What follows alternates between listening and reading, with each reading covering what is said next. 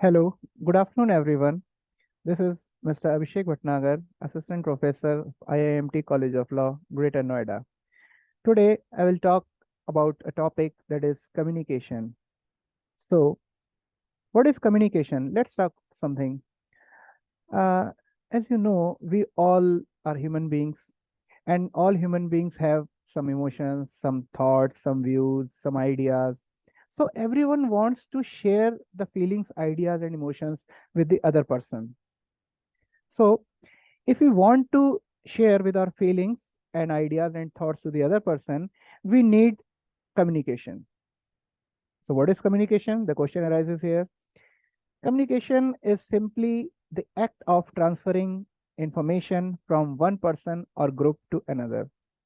Communication is a process of transferring ideas, feelings, information from one person to another. It is process that involves sending and receiving message through the verbal and non-verbal methods. Communication is a two-way means of communicating information in the form of thoughts, opinions, and ideas between two or more individuals with the purpose of building and understanding. Every communication involves at least one sender, one message, and one recipient. This may sound simple, but communication is actually a complex subject. So let's talk in details. Like as I told, communication needs everyone to share the feelings, ideas, and emotions. But basically, it is a two-way process. When in any conversation, maybe there are two people are involved in a conversation. When one person says something to the other person, and the other person listens to the particular one, and after it the second person who is listening, then he says something, and then the first person will listen. So this is actually a process, a chain of sharing ideas, feelings, and facts and thoughts. So communication is a two-way process. Here one more thing we want to remember. If like in the two persons, if one person is left or missing, the communication will not be completed. So both the person should be present in any conversation so that communication can be completed. Now, the thing is that the message or the idea which we are sharing to the other person, that could be verbal and non-verbal both. And what is verbal and non-verbal here? We will talk later. Actually, the purpose of this communication, that is, we want to share our feelings and ideas to the other person so that we might know about that particular one, and the other person will might know about ourselves. So here the most thing is that one is sender, one is message, and one is recipient. What are these? We will take up later. Then, but communication is actually a complex subject. It is not easy. It's not an easy task. Then any conversation is called communication. Communication needs a kind of complex thing, like when the two people are involved in communication through feeling to share their feelings, ideas, and thoughts. Now, the transmission of the message from sender to recipient can be affected by a huge range of things. This include our emotions, the cultural situation, the medium used to communicate, and even our location. Like when we want to share our feelings and ideas through message, so it could be like our emotions, our cultural situation, and the medium. Medium is like the channel through which we are communicating to the other person. For example, like one-to-one interaction, face-to-face discussion, emails, facial expressions, video calling, presentations, etc. These all are the examples of communication. Like, first of all, if we see one-to-one interaction, what is one-to-one interaction? When two people are involved in a conversation, So if there is no third person is there, so only two persons are involving in a conversation, so we'll call it one-to-one interaction. Same thing is happened when face-to-face discussion. Like when two people are involved in a conversation, they want to share their feelings and ideas and emotions. So they face to each other and share their feelings. This is called face-to-face discussion. Now we talk about emails. Like in modern technology, we are looking that emails is a kind of communication. Then we can share our feelings and ideas to the other person through emails. So emails could be a good example of communication. Facial expressions. Somewhere, sometimes we don't want to share our feelings and ideas through words, so we use facial expressions. As we all know, we all are human beings. We have so many emotions reflected by our personality, reflected by our facial expression. So this is also could be an example of communication. Then video calling. Video calling is also a good example of communication. Like in the live modern society, you can see when a live and video calling, like two persons are involved and they call, they do video calling so that the other person may understand what actually you are trying to say, and the other person also want to try that what you are trying to say. So in video calling, you can have a live example because you can see live the other person. So video calling is a good example of your communication. Then we talk about the presentation. In presentation, it is also a kind of a communication. Then we want to present our feelings, thoughts, and ideas to the other person. Then the second thing, the person who is listening to us, he can also present his views in front of you. So now we talk about the types of communication. Like type of communication, number one is verbal communication. Verbal communication, like it is the use of words to share information with other people. It can therefore include both spoken and written communication. Examples: talking, chatting, face to face conversation, recording of video, telephonic communication, public speaking, monologue, lecturing dialogue, asking questions, teaching interviews. So, what is verbal communication? Basically, when we use words in our any kind of communication, it is called verbal communication. Means when words are used. So it could be also of two types, like oral and written.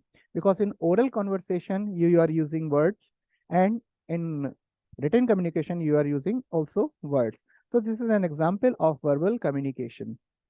In verbal communication, they may be like talking, chatting, like we all do nowadays, like face-to-face conversation, recording a video, telephonic communication means through mobile phone, public speaking, monologue, lectures in the class. The like teacher gives a lecture in the class to the student. That is also the type of verbal communication. Asking questions and interviews. These all are the types of verbal communication. Then the second type of communication, that is non-verbal communication.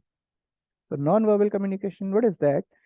Actually, when we don't want to use words to share our feelings, ideas, and emotions to the other person, that is called non-verbal communication. Let's make it define. It is the transmission of message or signals through a non-verbal platform such as eye contact, facial expressions, gestures, posture, use of objects, and body language. For next sample, winking, okay sign, wearing hello or goodbye, crossed arm, dancing, rolling eyes, thumbs up, finger sign, hugging, kissing, touch, etc. Actually, I tell you what's the actual non-verbal communication.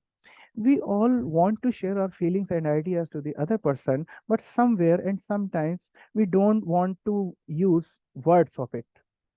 So then when we are not supposed to use words, so we use non-verbal communication through like eye contact. We like share our feelings through eyes, facial expressions. We do facial expressions, gestures like our sitting gestures and expressions, postures, standing gestures. So many things are there, and the body language also. Like a body is also kind of a thing that can share your idea and thoughts, whatever you are inside in your personality.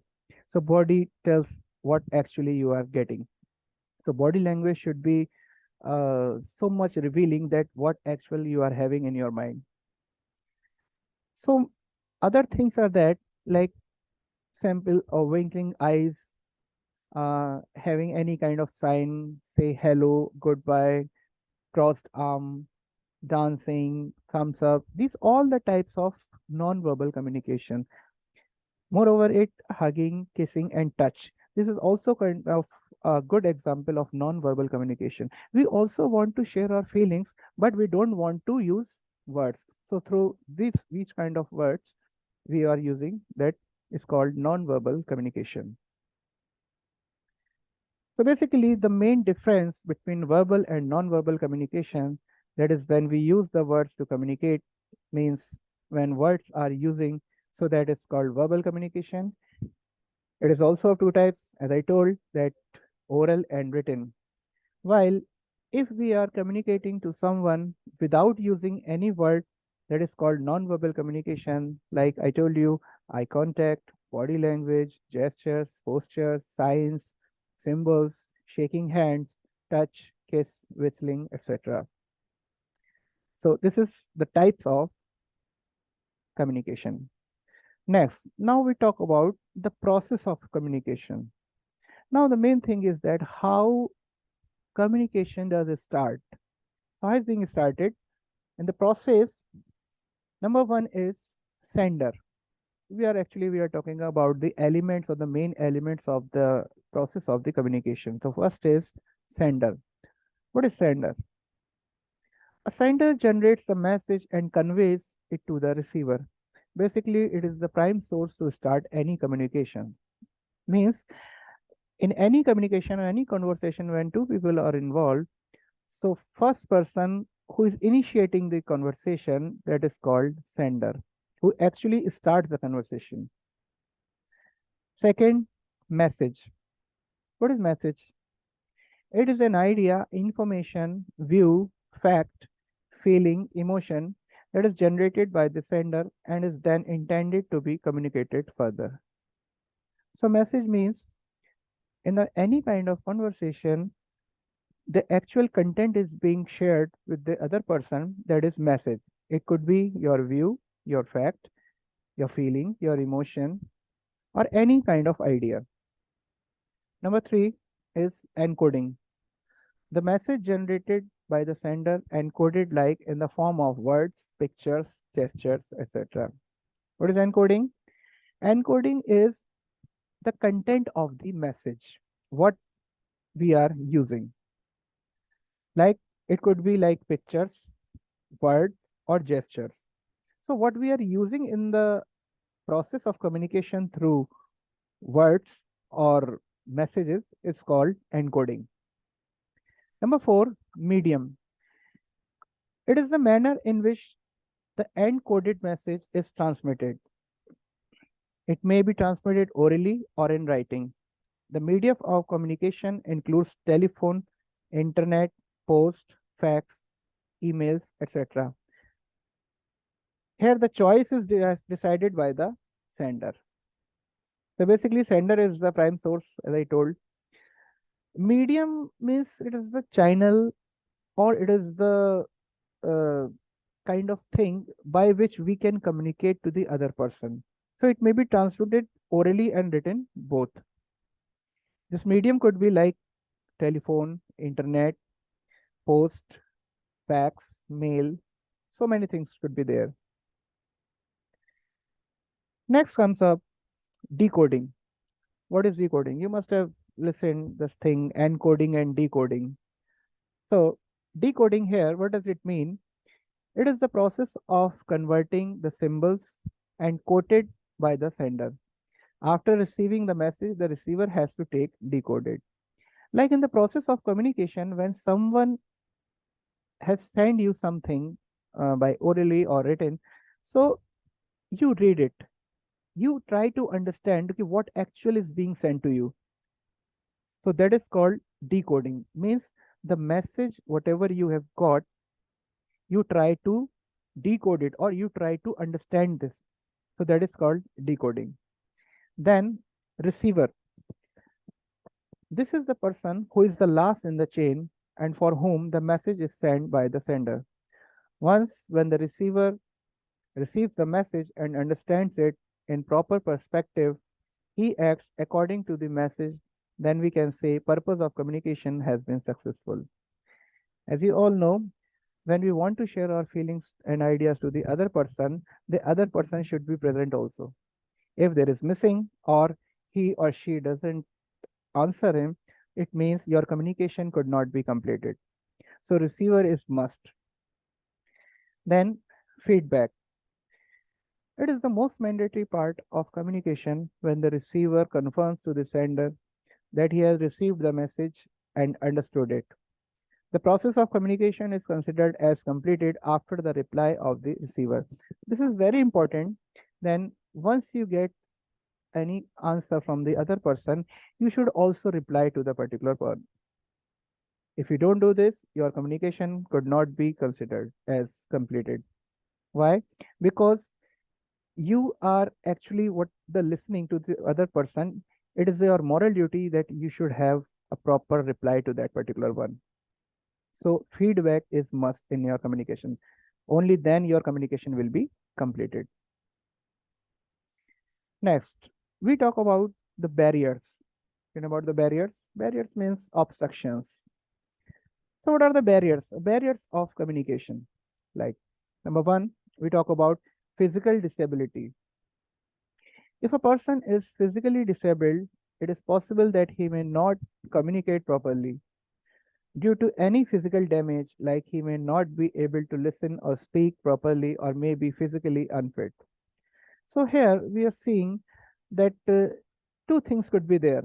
Like if a person is physically disabled, like his physical organ is not working, or he is physically unfit, so he may not be a good part of communication because he won't be able to reply.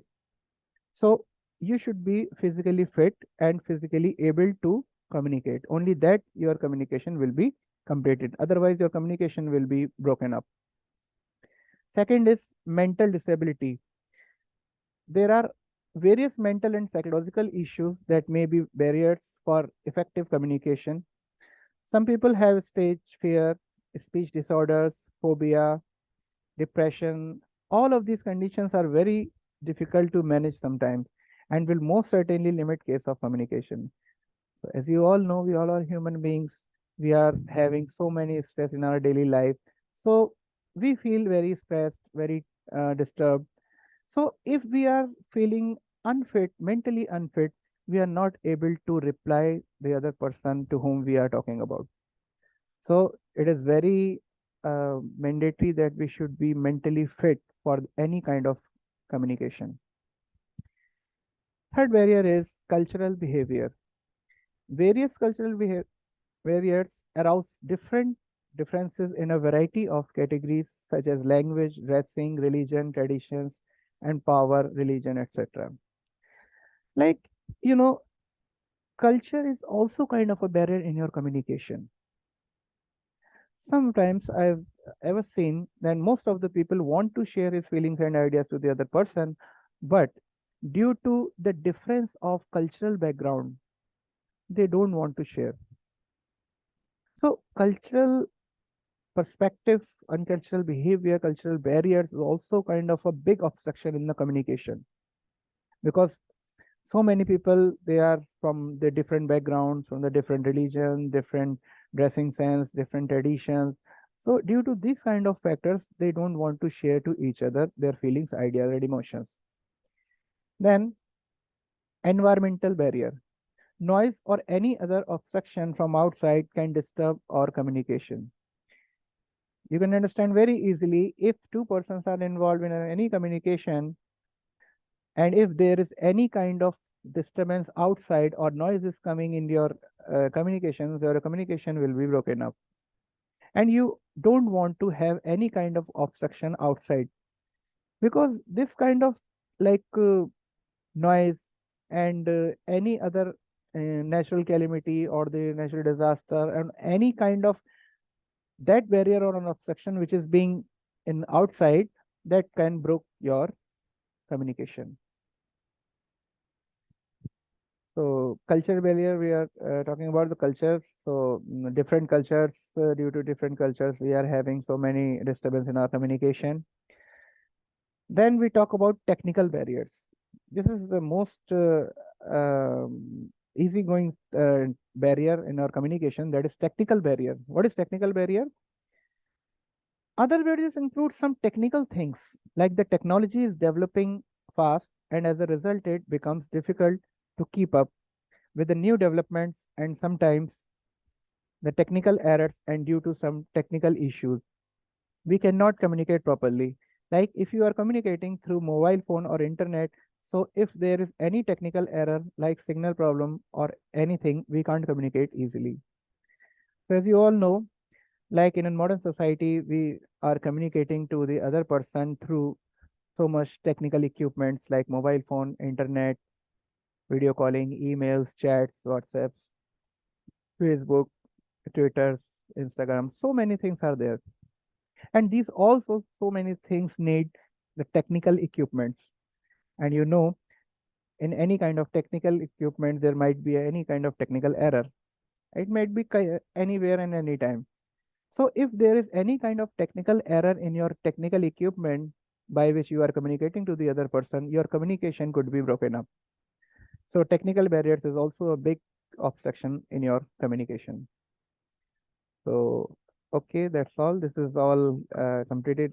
We are talking about the communication. Thank you. Thank you very much.